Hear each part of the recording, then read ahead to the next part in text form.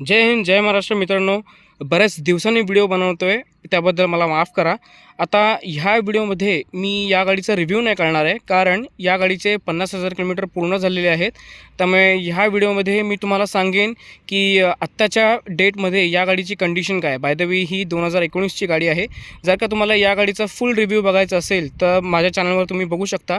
मी link डिस्क्रिप्शनमध्ये आणि I बटनवर देऊन ठेवतो आहे, त्यामुळे तुम्ही तो फुल रिव्ह्यू बघू शकता. या व्हिडिओमध्ये मी काही पॉईंट्स सांगेन, त्या हिशोबानुसार तुम्हाला ही गाडी घ्यायची की नाही ते तुम्ही ठरवू शकता. आणि बाय द वे 2019ची गाडी असल्यामुळे आपल्याला आत्ताच्या कंडिशनमध्ये ही गाडी कशी काम करते आहे, इंजिन कसं आहे, मायलेज कसं आहे, सगळ्या बाबतीत आज मी डिस्कस करणार आहे. त्यामुळे व्हिडिओ पूर्ण बघा.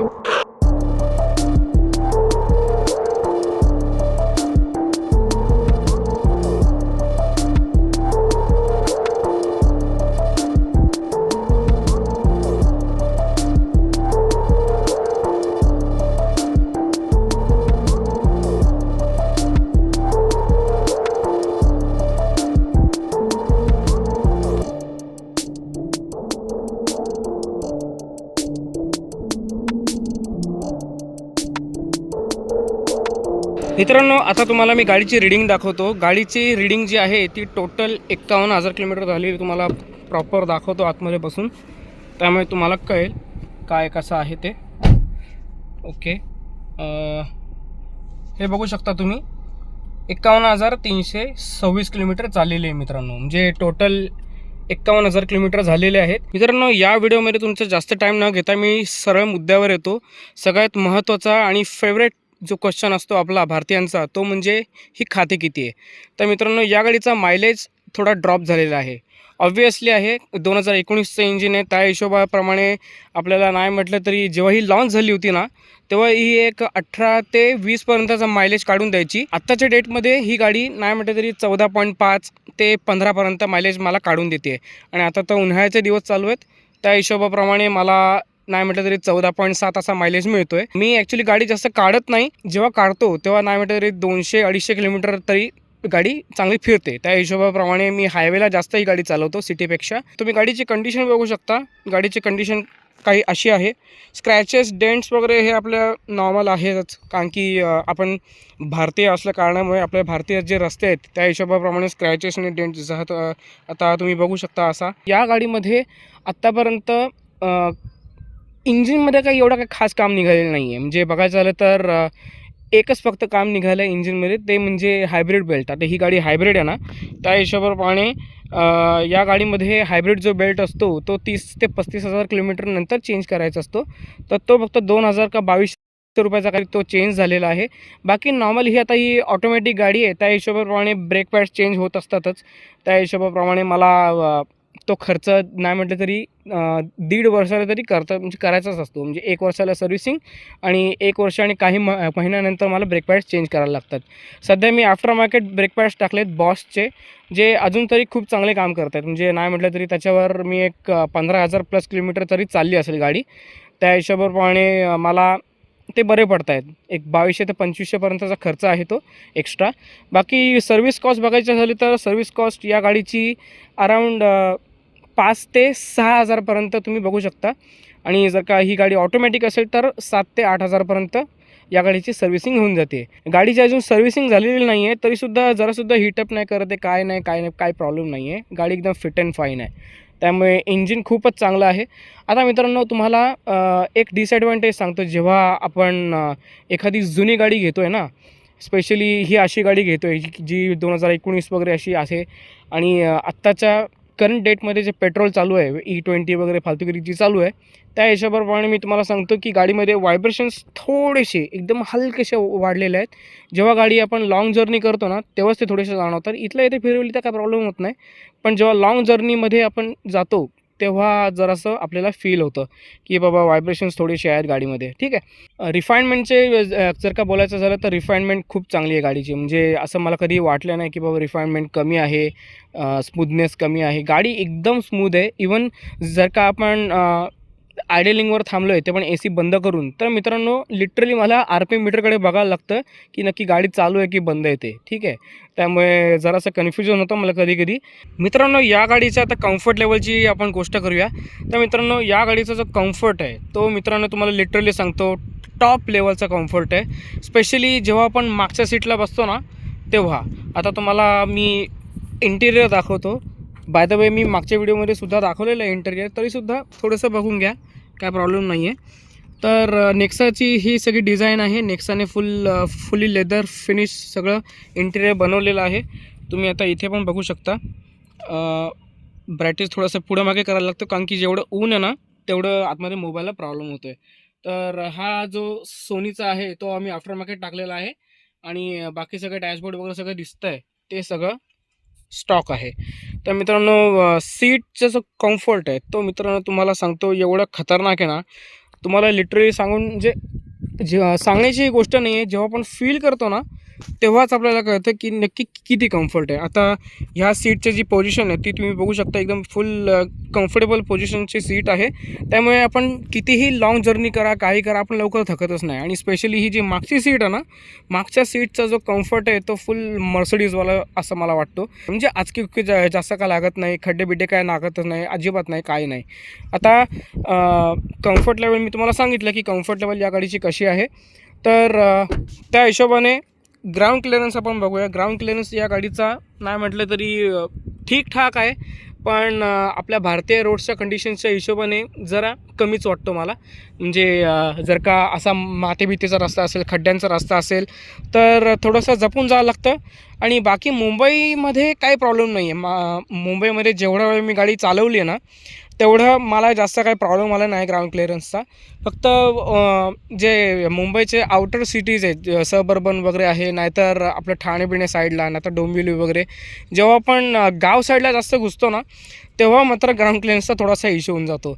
कारण जे मोठमोठे स्पीड ब्रेकर्स असतात, जसं आपल्या इथे खोणी फाट्याला आहेत, तर तिकडे जरासा इश्यू होऊन जातो. जाम हळू घ्यायला लागते गाडी, नाहीतर खालती टच होऊन जातं.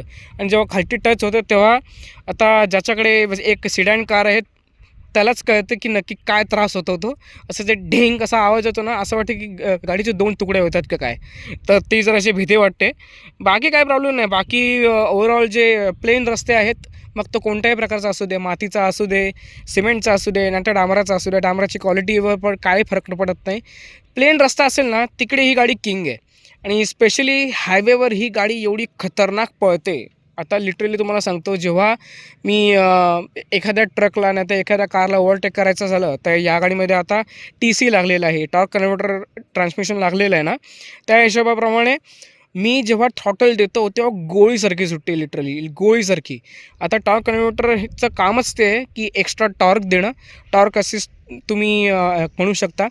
तर त्या हिशोबाप्रमाणे इंजिन आणि ट्रान्समिशन या दोघांचं जे कॉम्बिनेशन आहे ते मस्त दिलेलं आहे. फक्त ऑटोमॅटिक गाडी असल्या कारणाने तो जो पिकअप असतो ना तो 1 सेकंदाचा डिले असतो. बाकी काही प्रॉब्लेम नाही. बाकी मी मॅन्युअल गाडीसुद्धा माझ्या मित्राची चालवलेली आहे. मॅन्युअल गाडीमध्ये तर फटाकन पिकअप मिळतो. म्हणजे एवढा खतरनाक म्हणजे इंजिन आहे ना या गाडीचं, रिफाईनमेंट आहेच, प्लस पॉवरसुद्धा या गाडीमध्ये खतरनाक आहे. 120 130 आरामात आपण या गाडीवर क्रूज करू शकतो, काही प्रॉब्लेम होणार नाही. मित्रांनो आता तुम्हाला पुढचा डिसएडव्हान्टेज सांगतो, तो म्हणजे या गाडीचे हेडलाईट्स. मित्रांनो जेव्हा आपण एखादी जुनी गाडी घेतो तर खूपच अशा कमी गाड्या असतात ज्याच्यामध्ये आपल्याला रिफ्लेक्टर LED वगैरे मिळतात, नाहीतर LED प्रोजेक्टर वगैरे मिळतात. पण या गाडीमध्ये हॅलोजन प्रोजेक्टर्स होते आणि आहेतच ऑफकोर्स. आणि मी तुम्हाला लिटरली सांगतो हे एका कामाचे नाही आहेत. म्हणजे फक्त दाखवण्यासाठी आहेत की बाबा हां या गाडीमध्ये प्रोजेक्टर लागलेला आहे. पण रिअल टाईम यूजमध्ये या गाडीचा जो लाईट आहे तो जरासुद्धा काय कामाचा नाही. म्हणून मी ॲसेसरीज लावून घेतल्या सरळ. जसं की अप्परवाला LED रिफ्लेक्टर आहे आणि खालती तुम्ही बघू शकता LED प्रोजेक्टर आहे 3 लाईट्सवाला, जेणेकरून नाईट व्हिजिबिलिटीमध्ये काही प्रॉब्लेम होणार नाही. आणि पुढचं जे आहे ते म्हणजे डॅश कॅम. ते नॉर्मल आपलं ॲसेसरीज आपल्याला भारतीय रोडच्या हिशोबाने पाहिजे. अदरवाईज ॲक्सिडेंट जेव्हा होतो तेव्हा मग आपल्याला काय प्रूफ राहत नाही, काय नाही. आणि सेफ्टीच्या हिशोबाने जरा पाहिजे ते. पुढचं आहे तो म्हणजे टायर्स. मित्रांनो या गाडीचे 4ही टायर्स मी चेंज करून टाकलेले आहेत आणि अराऊंड मला 27,000 रुपयांपर्यंत मला खर्च आला. योकोहामाच्या टायर्स लावलेत मस्तपैकी. आणि जेव्हा आपण बघतो तेव्हा स्टॉक टायर्समध्ये ना आपल्याला 3च लाईनी मिळतात. तुम्ही बघू शकता 3च लाईनी मिळतात, पण इथे आपल्याला 4 लाईनी दिसायला मिळतात, जेणेकरून स्टेबिलिटी वगैरे ना सगळं एकदम खतरनाक मिळतं. RTOच्या रूल्सच्या हिशोबानेच हे जे टायर्स आहेत ते मी लावून घेतलेत. जे काही कोणत्याही प्रकारचा रूल वगैरे तोडलेला नाही आहे, त्या हिशोबानेच मी टायर लावून घेतलेत. अदरवाईज बघायचं झालं तर हे टायर्स जे आहेत ते थोडेसे कॉस्टली पडले, पण एक्स्ट्रा स्मूथ जर काही एक्सपिरियन्स पाहिजे असेल ना तर मात्र हे टायर आपण लावून घेऊ शकतो डोळे बंद करून. तर योकोहामाचे टायर्स खूप चांगले आहेत.